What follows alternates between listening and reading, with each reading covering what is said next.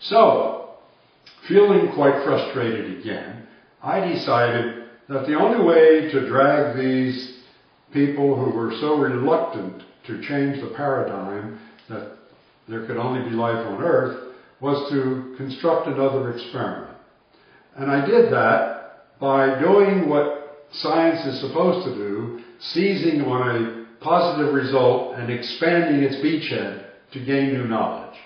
The positive result was obviously the label release experiment, because no one could deny that it got a positive response, whether it was from chemistry or from biology. When you get a positive response, you should investigate it further. The way I did that was to apply knowledge gained about life on Earth. Strangely enough, and for a reason no one knows, life on Earth metabolizes primarily only right-handed sugars and left-handed amino acids. And by that I mean, let's look at your hands. Your two hands, you would say, are identical. But are they? You cannot place one on top of the other.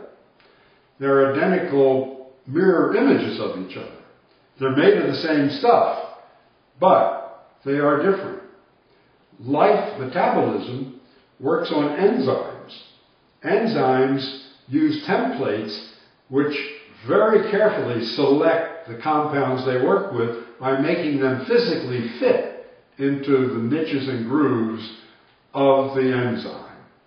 So that an enzyme in a microorganism or in any life looking to pull in some good sugar for the organism to metabolize only fits right-handed sugar. And that's the only type it will take in.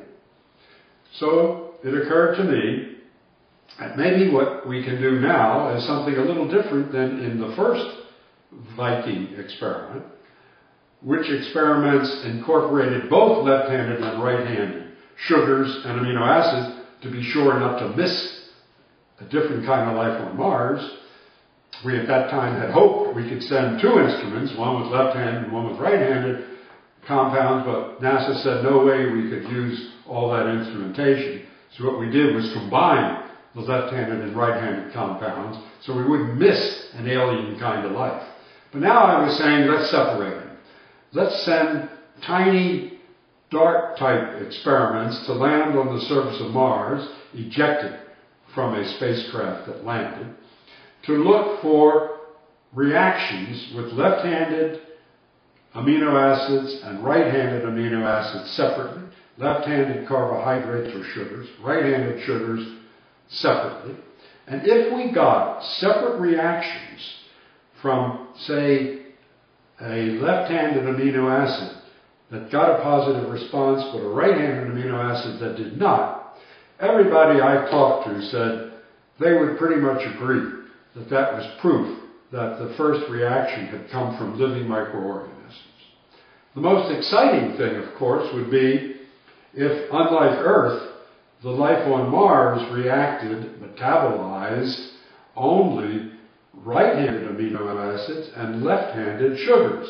This would show it was a different form of life, something very exciting, and would indicate there must be life throughout the universe because it evolved separately on two different planets so close together as Earth and Mars.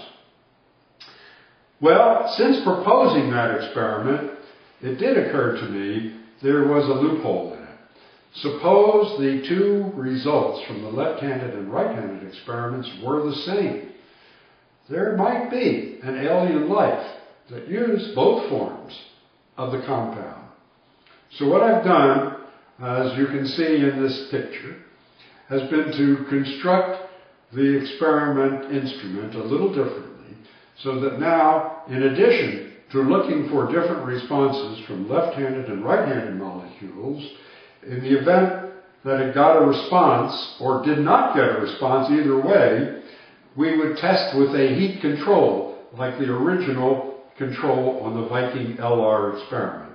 So that now, if we got a response, and we showed that by heating the control portion we got no response, no one would deny that was proof of life.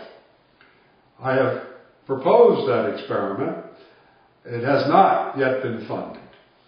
With the current economic situation, it doesn't look like there's much of a chance to get a new experiment to Mars for many years to come. Well, NASA spent $1 billion on the Viking mission to Mars.